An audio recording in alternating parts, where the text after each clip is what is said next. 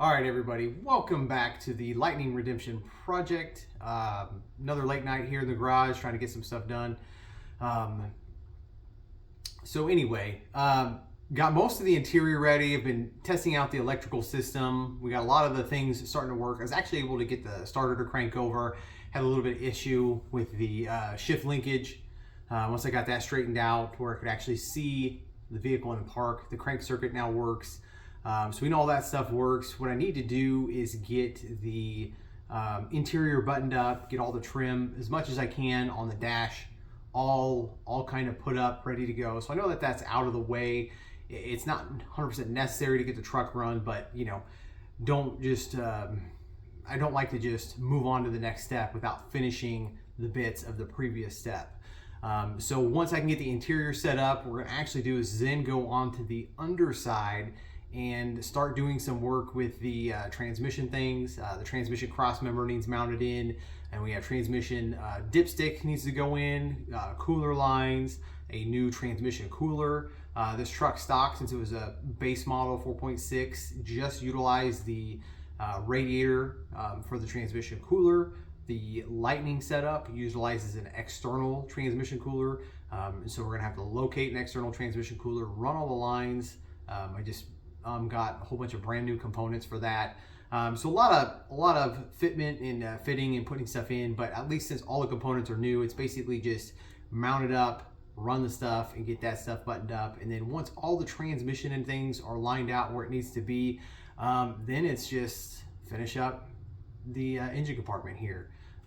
Get the intercooler underneath the supercharger cleaned up, and then I can start doing final assembly on the engine. And like I said, once you get that done, it's going to get really close, ready to roll, get it ready to fire. So with that said, we're just going to get to work, and let's get to it.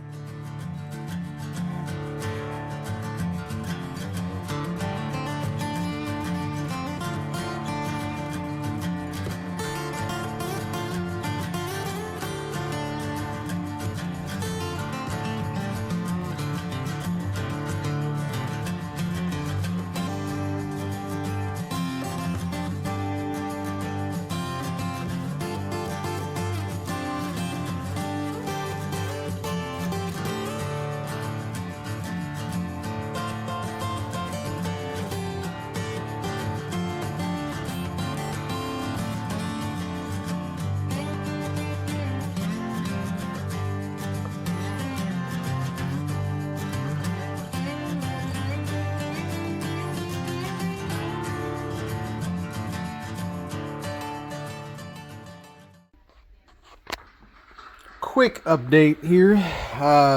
Got some things buttoned up on that side. I had to stop getting the instrument cluster done. There is an indicator that snaps into the bottom for that PRN D21, also known as a Prindle. That was busted during disassembly, and I have another one at work where I was getting ready to disassemble the original column. So I'm going to see if that one will work. If not, I'm going to have to do something to hold it in there tight. But the tabs that lock it in are busted. Moved on over here to the HVAC blower and resistor wiring harness. Removed the connector since I couldn't get any kind of connector that I needed for such a high load current. This is going to stay with the harness. It's still serviceable this way. They mainly just had the connector there for assembly line purposes because they put the HVAC box in first. But since I don't need speed, I just need service, this will do just fine. So I've got all these pinned out, wired. Had to use some connector wiring diagrams here, coupled with the this is like your connector pin out right here, and then this is the wiring diagram telling me how it all works.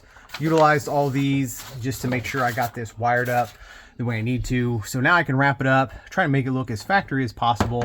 That way, if anybody else is peering underneath here, nothing really stands out too much. So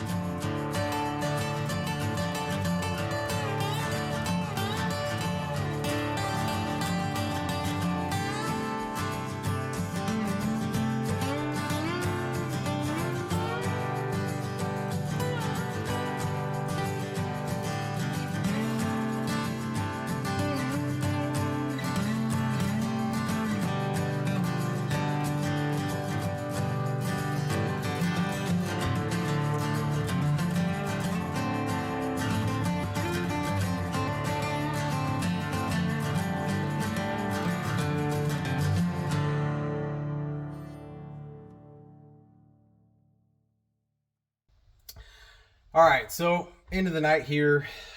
Did this over a couple nights.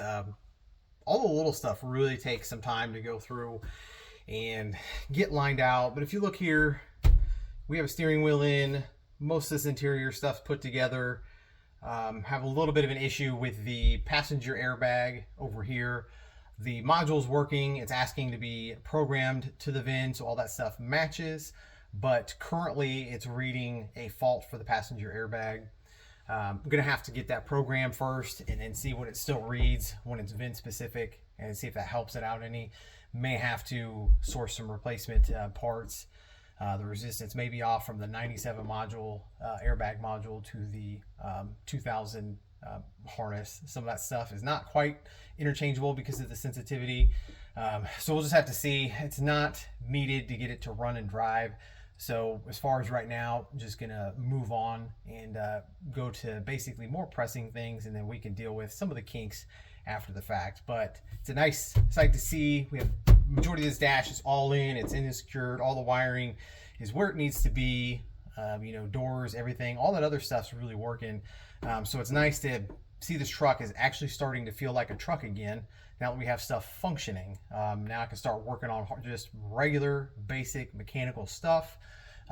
Next step I'm going to do is I'm going to get the transmission mounted up, or it's mounted up, and I'm gonna get the cross member in, get the dipstick, transmission lines, get all that stuff ready to go. That way, once the transmission's taken care of, then I can move forward with the rest of the engine assembly, so that here, if I get some of the stuff done, we're gonna start getting it ready to where you can fire it up, see how this thing runs, and then if we can get it running and going from there, we're really on our way to making this thing one complete truck yet again. But one of the things that's most exciting here is the original key for the 97.